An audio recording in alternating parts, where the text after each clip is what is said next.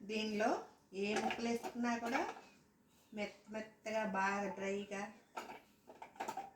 ఎక్కువ కష్టపడకుండా సన్న ముక్కలు కోయాల్సిన అవసరం లేదండి. దీన్ని ఫుడ్ ప్రాసెస్ అంటారు. ఏ వెజిటేబుల్ అయినా వేసుకోవచ్చు. చాలా బాగా వెయ్యైనా పెద్దగా వేసినా ఏం కాదు, చాలా బాగుంటుందండి. ఇప్పుడు ఎలా చేయాలో చూడండి, నేను చూపిస్తాను.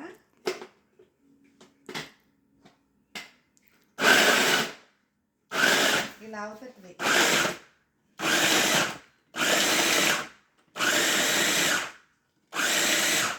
దీంతో కూరగాయలు కట్ చేసుకొని ఏ కూరగాయలైనా చిటికలా కూర చేసేసుకోవచ్చు.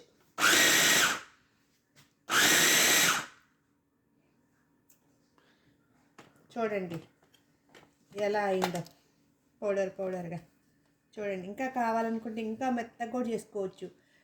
మన క్యారెట్ హల్వా, సొరకాయ హల్వా అలాంటివి చేసుకోవాలంటే కూడా దీనిలో వేసుకొని ఇలా చేసుకోవచ్చు. ఎక్కువ మనం ఇట్లా తురమకుండా దీనిలో వేసుకుంటే 5 నిమిషాలు చిటికలో అయిపోతుంది.